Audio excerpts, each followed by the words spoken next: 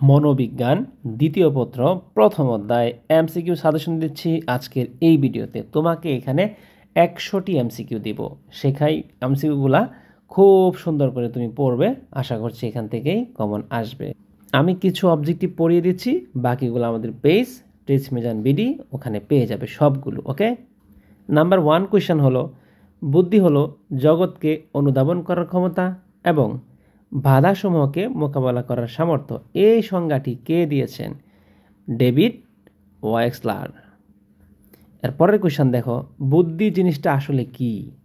মানসিক একটা ক্ষমতা। বুদ্ধি কোন ধরনের মানসিক ক্ষমতা? মৌলিক মানসিক ক্ষমতা। বুদ্ধি হলো বিদ্যুতের মতো, এটি পরিমাপ করা সহজ কিন্তু সংজ্ঞায়িত করা প্রায় অসাধ্য। কে বলেছে? ক্রাইডার। বুদ্ধি হলো জগৎকে অনুধাবন করার ক্ষমতা এবং বাধাসমূহকে মোকাবেলা করার ক্ষমতা। ডেভিড ওয়েক্সলার কত সালে এই সংজ্ঞাটি দিয়েছেন? 1958 সালে। ব্যক্তির অর্জিত জ্ঞানের উপযুক্ত ব্যবহারকে কি বলে? বুদ্ধি বলে।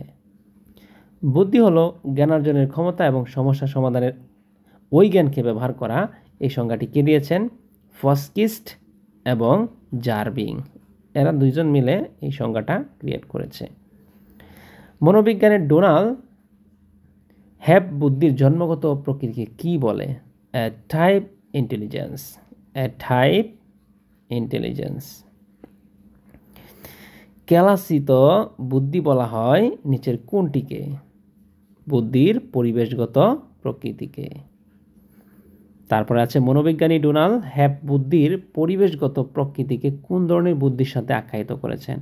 B type intelligent. অর্থাৎ বুদ্ধির কিন্তু টাইপ আছে, A type, B type, C type, ওগুলো সুন্দর করে দেখিয়ে দিও।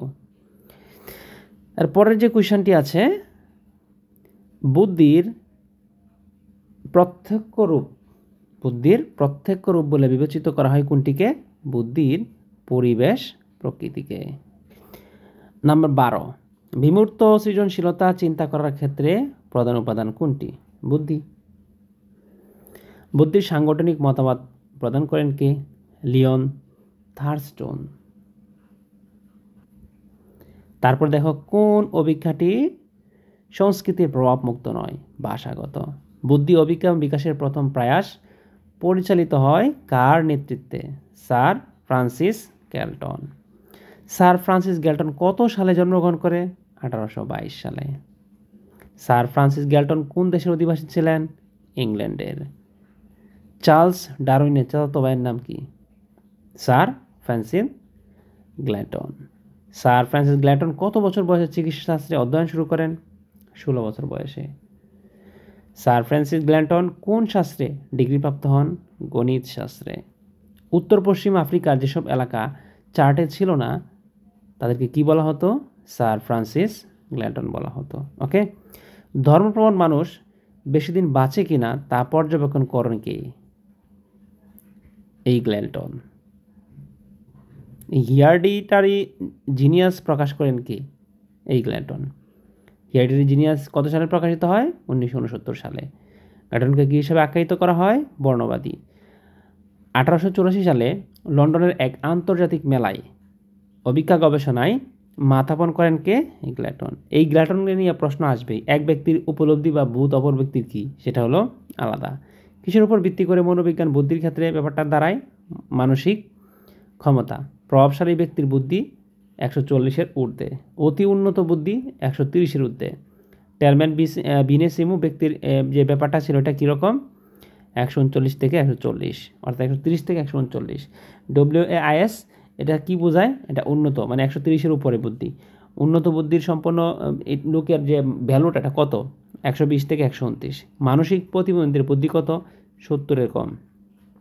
ঝড়দি সম্পন্ন ব্যক্তির বুদ্ধি তো কত? অর্থাৎ ঝড়দি সম্পন্ন, অর্থাৎ বুদ্ধির এক একটা ভ্যালু আছে আর কি, এতর উপরে বুদ্ধি থাকলে ভালো, এতর নিচে থাকলে ভালো না, ইত্যাদি। 977 জন খুব সাধারণ ব্যক্তির কতজন রক্ত সম্পর্কীয়